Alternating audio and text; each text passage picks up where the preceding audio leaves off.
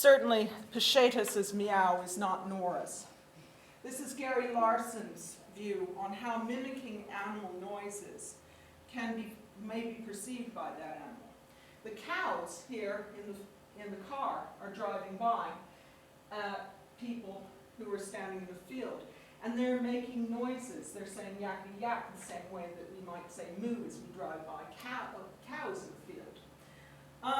The cows give it a good go. I mean, the phonemes are accurate. There is possibility, therefore, for syntactic meaning, the building of grammatical rules, but there isn't any content except for the expression of speaking. Meow, moo, yakety yak yak. There is no semantic meaning, except for the cows in the car understand that yakety yak yak is people talk, and that the audience for the Concerto understand that meow is Nora talk. Now into normal class we go into meaning much more, and we've already done that with some of you. And we might also go into context. This was actually for a children's concert in Lithuania, and having a novel performer appeals to children. On the same concert, they did Leroy Anderson's The Typewriter.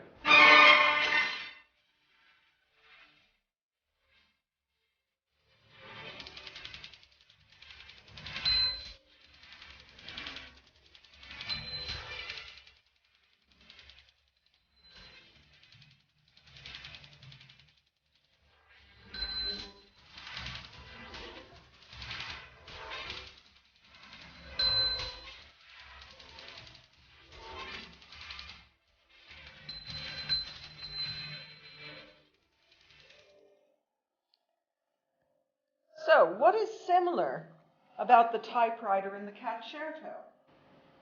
Well, you're saying to me, they both use things that are not normally considered to be musical. What is different? Well, the cat is living, to start, and she created the noise, whereas the typewriter doesn't communicate on its own. It can be an instrument only. So, Nora is not an instrument. We don't really know what she communicates by playing the piano, but even if she's not being musical, she is a real cat, and she creates something. The way that Nora plays is different from these depictions of animals playing instruments from manuscript marginalia from the 1300s. And it's because the artists have imagined the animals playing the instrument. These animals are not real. And never, to our knowledge, have they ever played these instruments.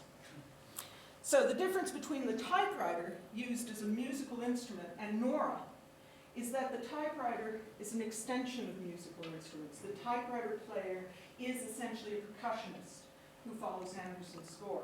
Nora's playing is complete, and she is, therefore, essentially a found object.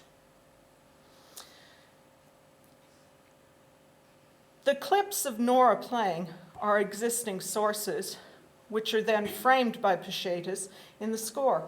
This is Pachetas' own grammar, his own syntax, the conventions of the concerto applied to the actions of Nora. And that leads to meaning and the semantics of the piece. In French, a found object is an objet trouvé.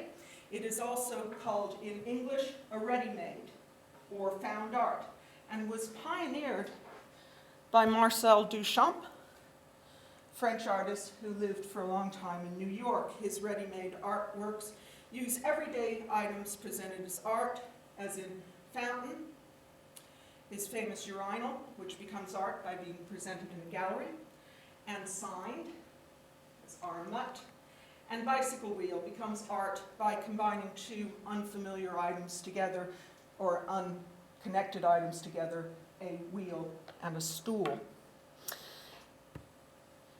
But Nora, presented as found art, is not only arranged, it is transcribed for other instruments and presented in an alien environment. We don't know whether Nora would understand the Concerto as partially her own work. The Thai Elephant Orchestra, on the other hand, is just like Nora, The mahouts choose the elephants for the kinds of things that elephants do. They like to push objects and move them around with their trunks. They are presented, like Duchamp's fountain, as an art in a concert setting, okay, like the urinal is presented in a gallery. And it has a conductor, and it has an audience that sits in raked seating. But do they do their music in real time? They do their music also in real time rather than being arranged like Nora. Are they making new music?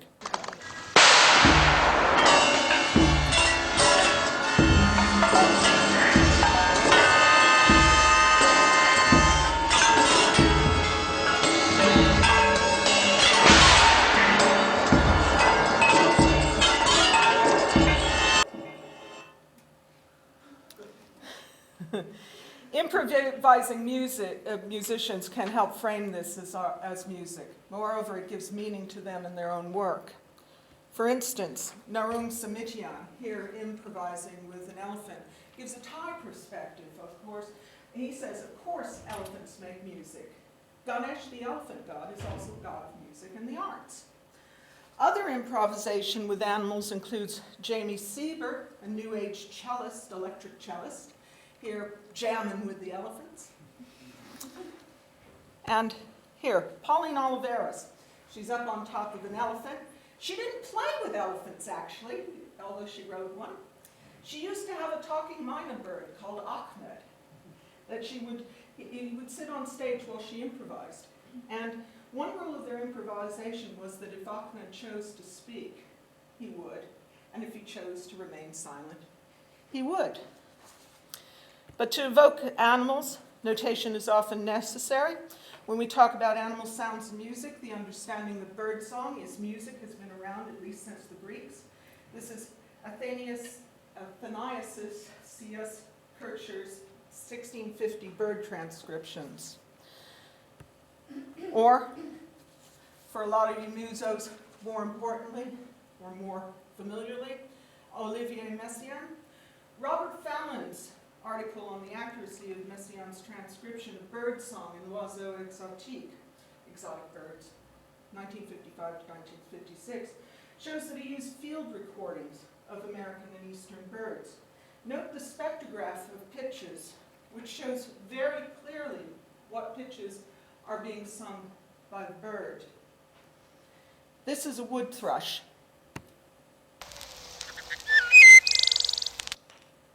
And here's Messiaen's transcription.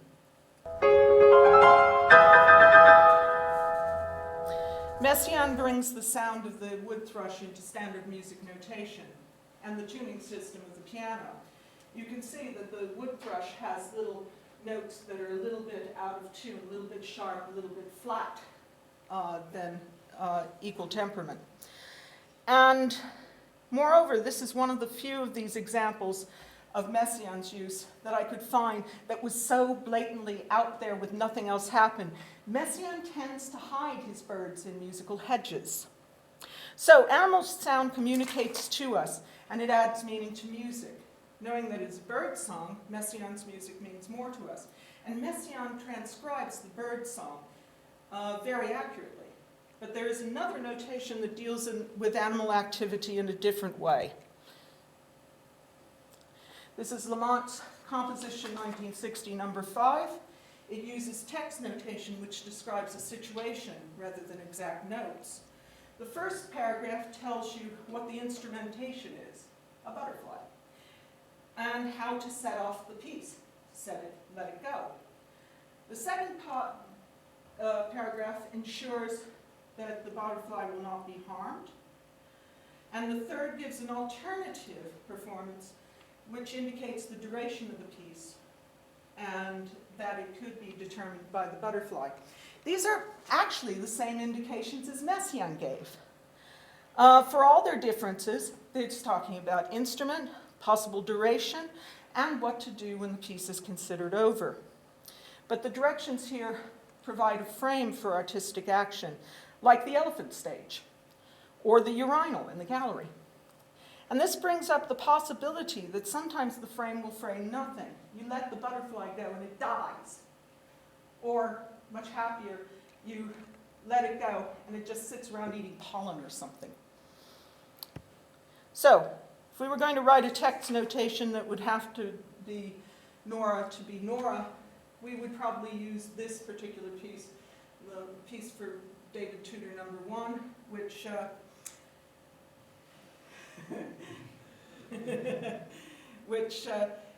tells you what to do.